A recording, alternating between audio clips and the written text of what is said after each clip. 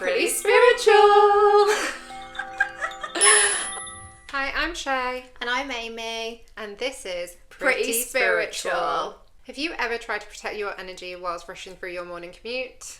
Or checked the astrology chart to try and understand why your boss, your partner, or your toddler is having a total meltdown today? If you're trying to be a spiritual being, but you're also in a very busy, very loud human experience, this is the place for you. Hi, hun. Hey, hun. How are you? I'm good. I'm really excited. I'm really excited. I can't believe we're doing this. I know. I love how last week you were like, let's start a podcast. Yeah. And a week later, we're here. We're making a podcast. Literally. I love it. Yeah. I love it. So, welcome to Pretty Spiritual.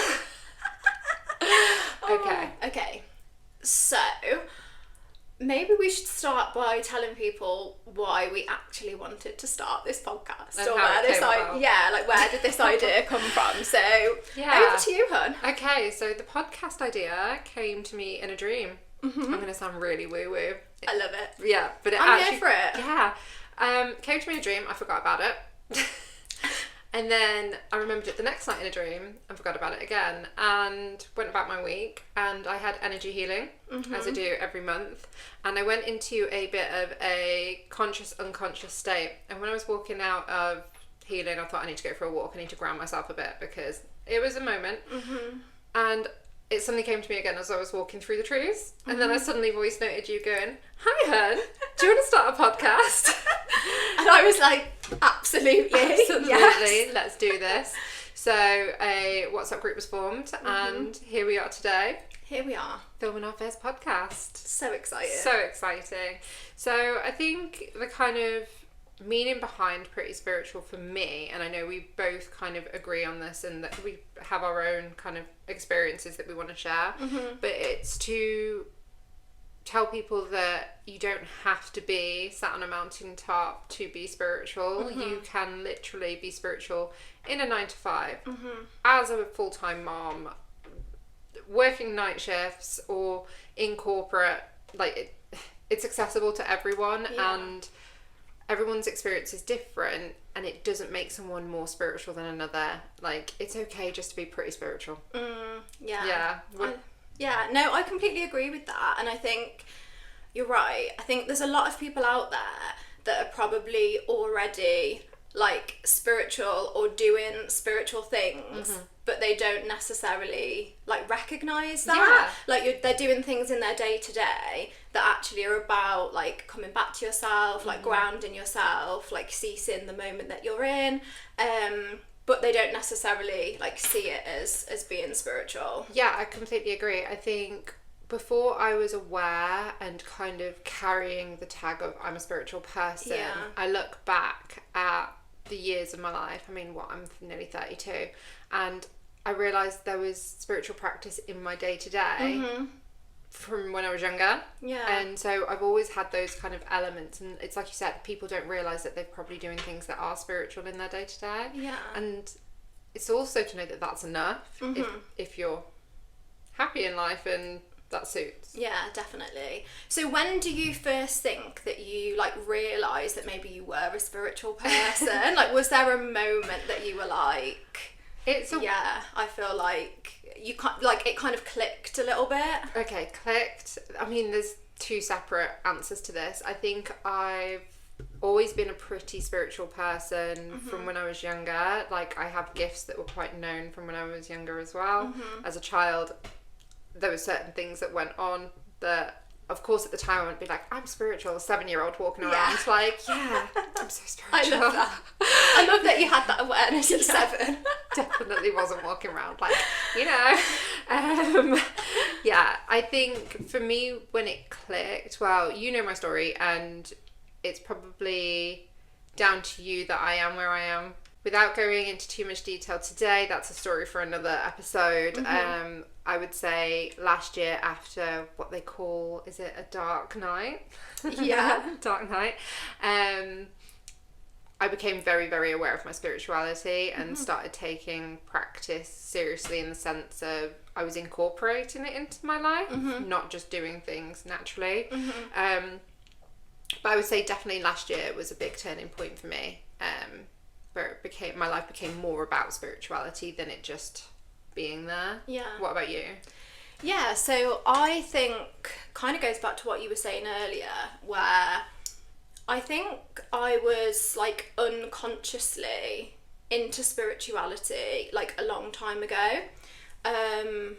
I grew up in a religious household, and so I think I was kind of brought up with the idea that there was like something bigger than ourselves out there. Hard to relate on that one. Yeah. So I think I kind of knew that from an early age.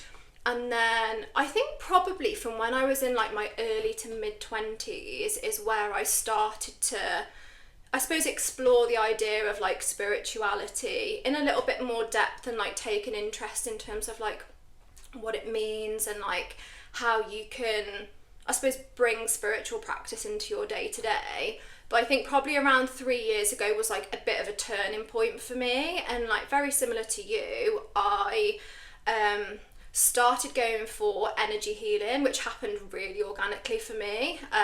The person that I'd previously been going to for massage and other treatments started to offer energy healing, and it was something that I was quite open to. I didn't really know what it would do and what the benefits were at the time. And when I started to do that, I started to notice just like a huge shift and a lot of benefits.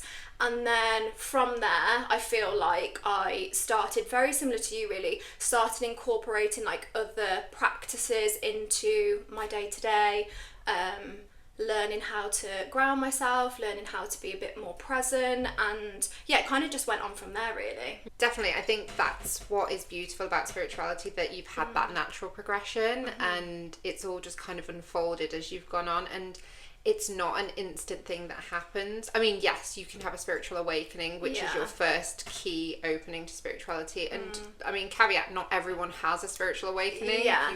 To be spiritual, you don't have to have a spiritual awakening. Yeah, I totally agree with that. And I don't think spiritual awakenings are something that people should strive for, because in reality, spiritual awakenings can be horrible. Yeah. And in my case, it was not nice whatsoever. Yeah. And it isn't sometimes you just wake up and you're like, I see the light, or whatever you see. Yeah, it's not like, I agree, it's not necessarily like this huge moment that is like, this has happened. I think it can be a series of like gradual things, and like, for me, something that I now see as part of my spirituality, which I didn't previously, is I am definitely like, I'm a seasonal girly. Everybody who knows me knows that like autumn is my season. I love all of the seasons, but I've always had this thing for as long as I can remember where I feel like I just come alive in autumn. It's just and I've never really known how else to explain it other than the fact that I just feel so much life and so much energy in autumn. And I think I'm quite in tune with each of the seasons, and it's only now through exploring like connection to the earth that we live in, connection to something greater and bigger than us, that I realise that actually like that's quite, you know, being in touch with the seasons that we're living in and trying to really like tap into that is something that's actually quite a spiritual practice. But I never saw it as that. It was almost like I know that I have this shift for me personally in autumn, and that I can kind of tap into all of the seasons, but I didn't really know why. I didn't think there was a why. I just thought it was like a me thing. But I think actually a lot of people feel like that. So going back to what you were saying earlier about how like spirituality doesn't need to be this like huge, you know, people don't necessarily have to have a spiritual awakening. I think for a lot of people it is like a slow and gradual path, and I think really it's about I think for me one of the like key principles of spirituality, first and foremost, it's about learning to reconnect with yourself. Exactly. I think before even thinking about necessarily connecting to something bigger, or it's just about like, how can I feel more connected to myself, and how can I understand myself more, and what things can I do to like prioritize myself and my health and kind of my healing. And sometimes it can be as simple as like taking a few minutes when you first wake up in the morning to like ground yourself in your body or your space, which can be as simple as just taking a few deep breaths, like closing your eyes, taking a few deep breaths, noticing like how you feel in your body. It doesn't need to be something that like takes hours, something or profound. Yeah, like something profound. Yeah. And you know, and I think that I think when people think that they have to be like, you know, walking around their garden barefoot for 10-15 minutes. I mean, that's me in the summer. So. And I love that, and I feel like there's nothing wrong with that, and if you have time for that, that's brilliant. But I think some people don't have gardens. They don't have gardens. No. They don't have the time for that, and like it then becomes a bit of a barrier for people. It does. And I think spirituality is such a beautiful, fluid thing that that everyone has got access to, and everybody can tap into if they want to. And they can, you know, that can look like 30 seconds a day of mindful practice, or it can look like hours of meditation or being outside. You know, there's no hard and fast rules about it, and I think that's why it makes it really inclusive and really accessible for everybody, but I don't think everyone necessarily realises that. No, I think there's kind of two ways to take this conversation now. So I think one of the things for me with spirituality is you don't have to be a certain way to be spiritual. I know I touched on that before, but I think people have a look at like the aesthetics of spirituality. Like it comes up on TikTok, Instagram, these spiritual people in their matching outfits and their matcha lattes. And do you know what? I love that. I wish that was my life. Yeah, me too. So I wish I had the time to be going to yoga in a beige matching set and getting matcha lattes. Yeah. Like, I wish that was me. But I feel like the danger is that some people might look at that and think that spirituality is out of reach. And it's like you said, taking a few seconds can mean that you're spiritual. But I think it's just really, really important to know that spirituality first comes from within you. Yeah, 100%. Like, that is exactly it, isn't it? It's connection with self. And like you say, I think it's, you know, it's like that saying that I love, and I actually have a mug that has this on it that says you can't pour from an empty cup. And it is about kind of understanding you and sort of that connection to self, doing that healing on yourself, and then you can start to kind of expand and look outwards. It's about actually tapping into how you feel and what you need in that moment. There should never be a pressure that you have to do a certain thing at a certain time. Like, it's there as a guide if you want to tap into the lunar cycle, the seasonal cycles, if you want to tap into what's going on, like from an astrology point of view. Like, it's brilliant. They're all tools that are there to help us.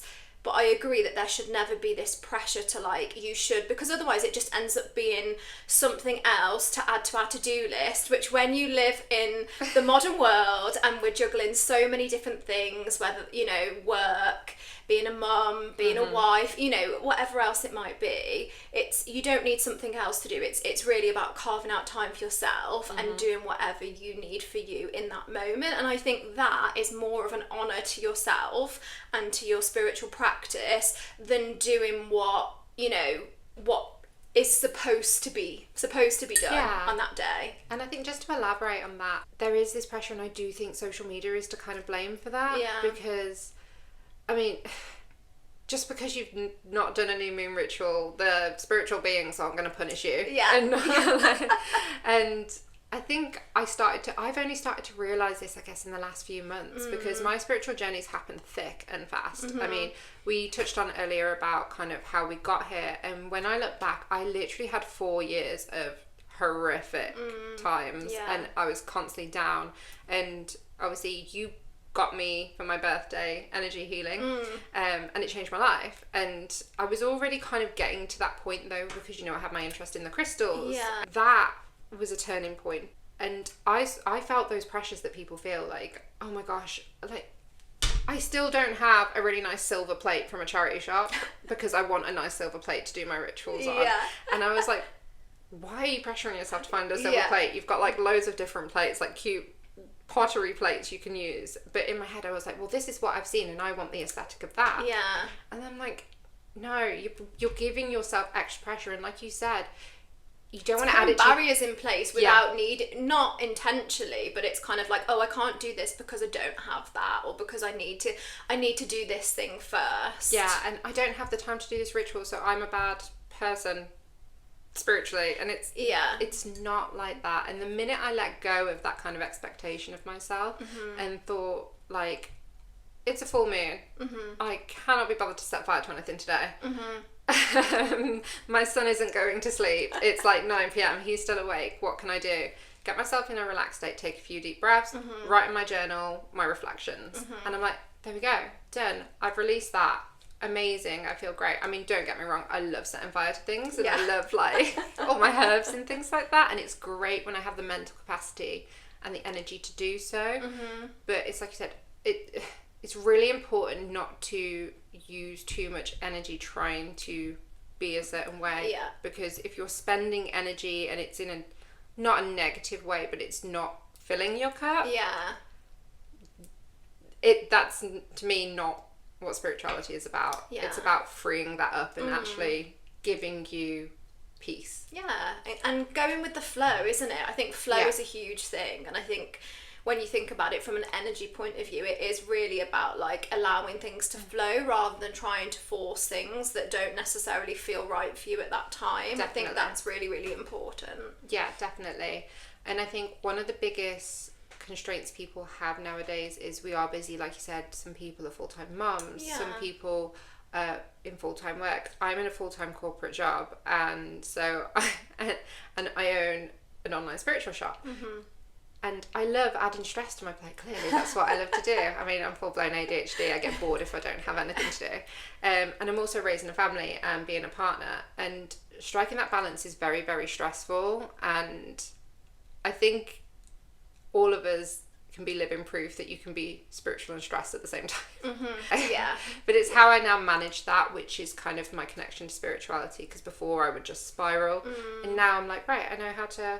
Don't get me wrong, I'm not fully healed. Like, I have to go to monthly energy healing to kind of recalibrate, and I also have to do a lot of my own work and take a step back and think, okay, what is causing me unnecessary stress right now? How can I relieve this? And also holding myself accountable, because adding things to my plate is what causes a lot of my stress. I think it's just really important that people realise that you can still be spiritual even if you don't have the time to be spiritual as well. Yeah, definitely. And I feel like that, I think a lot of people can resonate with that, because going back to what you were saying earlier about kind of the perceived aesthetic of spirituality, and again, I think sometimes people might think that in order to kind of be committed to spirituality that you need to live a certain lifestyle in a certain way. And I don't just mean the aesthetic side of it, but I mean the, like we said earlier, spending, however long grounding yourself in the garden, or like going hiking, or being able to meditate for kind of hours on end. For the vast majority of people, that's just not possible. And, the vast majority of people, they are, they're working full time, they're, maybe raising a family, or they have commitments with other members of the family, there might be a partner, they might have animal, whatever it might be. Like, we all have so many different commitments. And I think that that's just something that's really important. And when we talked about who we wanted to offer a community for, it was really like those people who, you're living in the modern world, and you have normal commitments with work and family and relationships and businesses and all of those types of things, but equally, you either have a spiritual practice, or you're interested in spirituality, or you're starting to dip your toe into like spiritual practice. It's about, I suppose, having a space where you feel like you can relate to people. And I think that's the thing for us. Like, we, I'm sure we will have many conversations that might seem a bit woo-woo, a bit out there, but ultimately, like, our day-to-day lives, I think, are very relatable. Yeah. Very kind of normal. There's nothing overly aesthetic or, you know, bold about them. We really are, you know, it's work, it's life, it's family. Yeah. And then it's kind of weaving our spirituality into that. Okay, so what can people expect from this podcast? I think what they can expect is some real kind of just reality in spirituality. Oh, we should have called it reality in spirituality. I love that. Wow. Reality and spirituality. And what we talk about and what we're saying isn't necessarily kind of the rules of spirituality. Everybody's spirituality journey is different, but I think having someone like myself and you that is, I think we're quite relatable. So I think having us talk about our experiences and topical conversations on the ongoings is going to be really beneficial to people. But I also want to be able to talk about kind of my side of things, the astrology, the witchcraft, the herbalism, that kind of thing. Sachem energy healing, whereas, I mean, for you, what does that look like? Yeah, I think I agree with everything that you've just said. I think the key thing is like reality and spirituality. That's going to become a ring now. Yeah, rebrand. We actually should. Yeah, I think that is key. I think for me, it is about us sharing our experiences. Like you say, we're not professionals, we're not telling anybody how they should be, but I think two kind of normal girls that have both previously worked in corporate with kind of normal lives, sharing our experiences and sharing how we weave spirituality into our day-to-day life.